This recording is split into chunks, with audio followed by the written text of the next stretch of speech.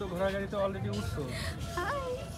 একটা চাঁদের পরি হইল সওয়ারি আমার টমটম গাড়িতে।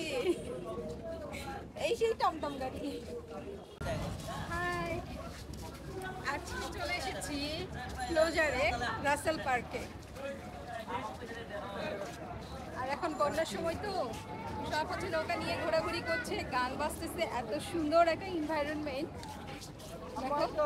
বেলুন ফুলাচ্ছে, এখানে আবার ফুলের ইয়াও আছে, অনেক সুন্দর। দারুণ না?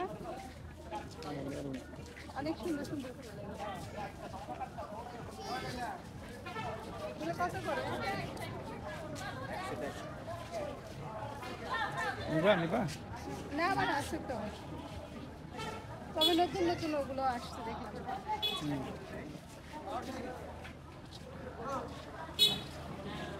এখানে কেউ চাইলে ঘোড়ার গাড়িতে চড়ে সম্পূর্ণ ক্লোজারটা ঘুরে দেখতে পারে। ঘোড়া গাড়ি তো বন্ধ।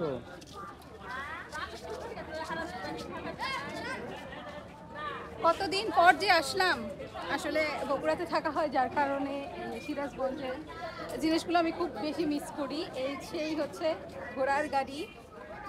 এইখানে আসলে আমরা মূলত এই ঘোড়া গাড়িতে চড়ার জন্যই আর কি এই ক্লোজারে আসছি, সিরাজগঞ্জ ক্লোজারে আসছি এই ঘোড়া গাড়িতে চড়ার জন্য। কিন্তু দুর্ভাগ্যবশত এই ঘোড়া গাড়িতে চড়া আজকে এটা বন্ধ। কিন্তু আমি তো এখানে চড়তে চাই। খুব ইচ্ছা ছিল যে আমার স্বপ্নের রাজকুমার এই ঘোড়ার গাড়িতে চড়ে টকবক করে আমাকে পুরো ক্লোজার ঘুরে বেড়াবে, কিন্তু তা হলো না দুর্ভাগ্যবশত। খুবই স্যাড লাগছে। গড়িতে উঠবা? হ্যাঁ, ছবি তুলি।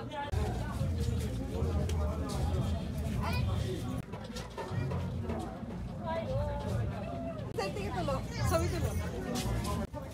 কোথায় উঠছো? তুমি তো ঘোড়া গাড়িতে অলরেডি উঠছো, হাই, কিন্তু ঘোড়া গাড়ি চলছে না। ঘোড়ার গাড়ি কি মজা!